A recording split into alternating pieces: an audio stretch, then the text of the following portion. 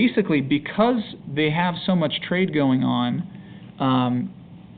the empire can tax that trade.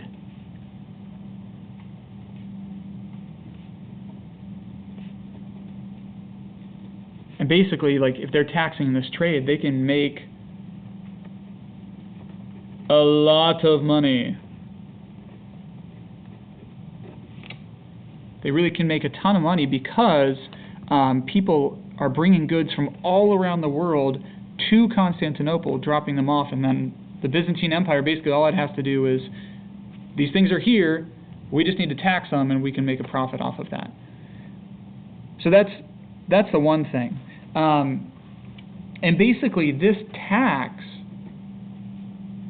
makes the empire rich.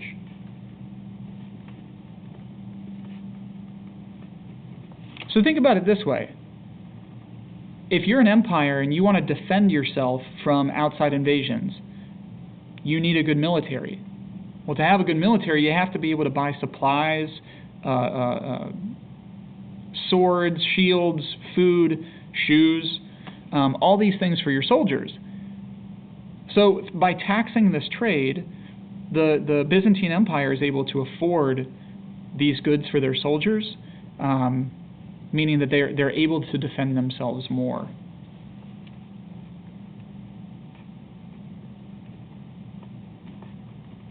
So I'm putting they can afford to supply the military. All right, so that's one of the main things. And you can see this if you look at, so I got to go to Turkey. By the way, Constantinople is, today it's called Istanbul. It's the capital. No, it's not. Ankara is the capital. It's the largest city in modern-day Turkey. And I got to go there last year, and you can see the wealth of the Byzantine Empire if you go there. So I want to show you a couple pictures of this. So first, because the Byzantine Empire is profiting so much off of this trade, they become one of the richest, I kind of already said that, they become one of the richest empires in the world at the time. And they basically use this wealth to try to recreate the glory that was the Roman Empire. They try to recreate basically the wonder of the city of Rome. And one of the main buildings that tries to accomplish that is this building called Hagia Sophia. So this building, let me process this. So this building, Hagia Sophia, really is, if you want to get a sense of what the monuments of the Roman Empire were like, this is one of the most impressive structures I've ever seen in my life. I've been to Rome, I've been to China. This thing is truly mind-boggling when you get there. I don't know if you can get this perspective, but it's so huge. And this thing was built, sorry, I'm processing. This thing was built in the 6th century CE. So this thing is over, what, 15, it's over 1,400 years old. It's almost 1,500 years old. Incredibly old structure, but no less mind-boggling because of that. So when you walk into the Hagia Sophia, it just expands above you. I mean, it's honestly one of those buildings you walk into the inside of, you look up, and it just takes your breath away. With the size of it, with the amount of time and the amount of money that had to go into it, the engineering skills that they needed to design something like this. And you can see, I don't know if you can get some perspective, but these are people down here. It's probably 140 feet up to the top, maybe even more. But it's truly, truly breathtaking. And what makes it even more impressive is that the entire interior of it is lined with, oh, that's not the right direction. Here we go. Turn your head that way. the entire interior of it is lined with gold. Like it is literally gold plated all along the ceiling. I mean, that right there is evidence of how wealthy this city was because of the trade routes that were making their way through. So I'm processing a little bit here. You should do the same.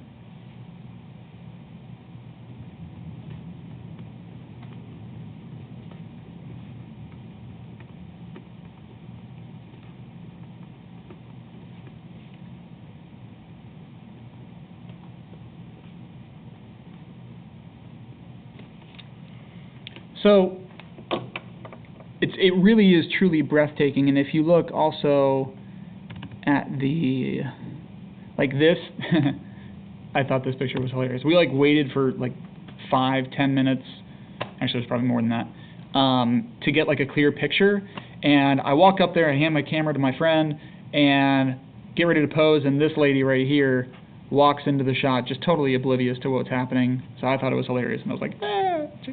Anyway. But these mosaics, again, gold-plated. This is actual gold that's made into the little tiles to represent Jesus and the saints and Mary.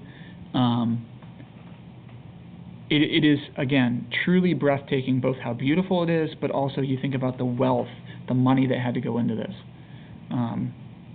Really representative of their power. The second major reason why Constantinople is so successful is it is one of the most, probably not one of, it is the most fortified cities in the world. So I'm going to show you a couple things to demonstrate this. First, Constantinople is built, it's a peninsula. So basically, if I come out, let me zoom out to this first map. So here's Constantinople. Basically, Constantinople is surrounded on 3 sides by water. On this side, by the sea. On the north side by an inlet, it's called the Golden Horn, and then on the east side, I guess if you're looking at it, no, wait, yeah, there we go. The east side by, I hope this video doesn't reverse when I put it on, whatever, by the Bosporus. So that's what you're looking at here. All right. So we zoomed in. This is Constantinople. If I zoomed out from this, Europe would be on the left, Asia would be on the right, and so on. So Africa would be down at the bottom. So basically, they built walls. This is what you're seeing here. This symbol right here. They built walls all around the entire side of it that's surrounded by water. They built these huge walls around this to prevent enemies from being able to sail up, land on the shore, and then invade or attack them.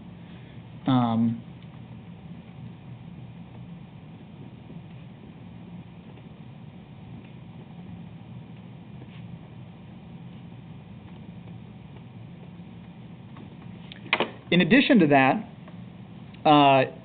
sometimes, like if an enemy was sailing up and looked like they were about to land, they could string across, like basically, here's the Golden Horn, they could string across cables and hide them just under the water, so that way when a boat would come up, it would hit these cables and it would rip holes into the bottom of the boat and cause the boat to sink. So, I mean, this truly was the most difficult city to conquer, and for 1,000 years, a lot of people tried, and no one succeeded in actually taking the city. Incredibly impressive. A lot of that has to do with the walls themselves. So here's a picture. This is a photograph. Obviously, this is a recreation, but it uses, I mean, you can see this is the original base of the wall. Same thing here. These have been restored, but this is what these walls would have looked like when they were first built. So these walls were up to 60 feet tall, and that's what you're seeing in those towers right here and over here. So they're up to 60 feet tall.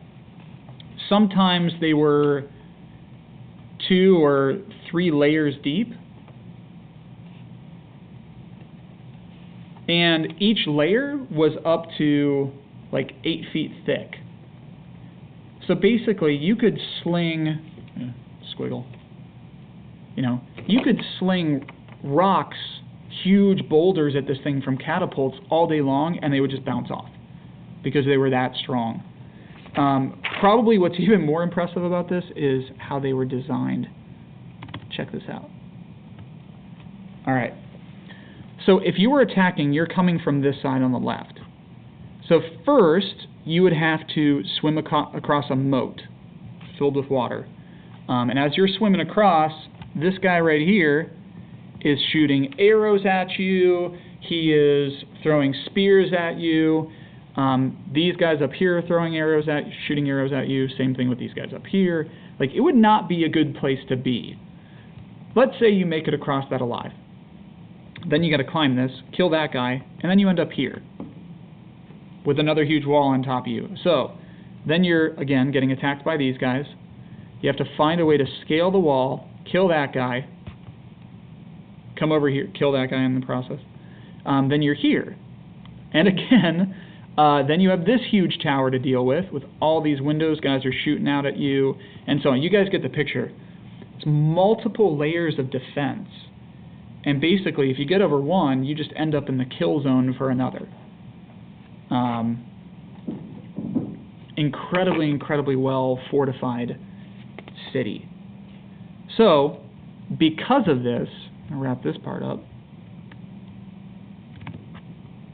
Because of this, when these nomadic peoples invade and attack Constantinople, because of the wealth that they're able to generate from trade, they can afford to pay their military and supply them well.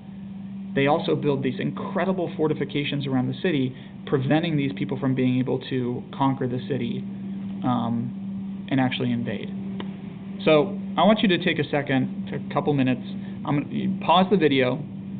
I want you to answer this question. Explain why Constantinople was able to withstand the nomadic invasions. All right, so explain why Constantinople and the Byzantine Empire was able to withstand the nomadic invasions. Pause the video, answer that question.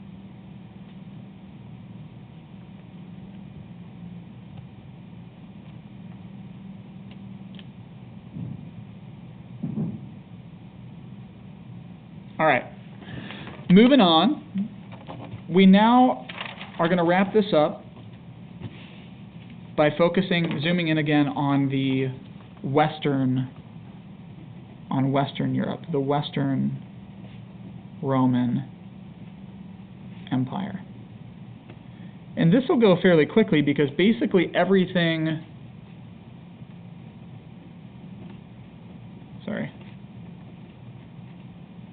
basically everything that we talked about with the Byzantine Empire, this is kind of the opposite.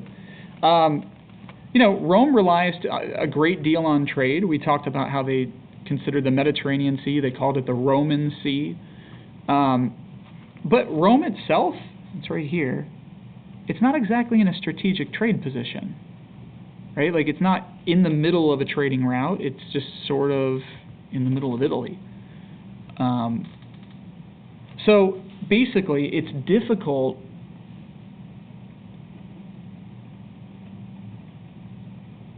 processing.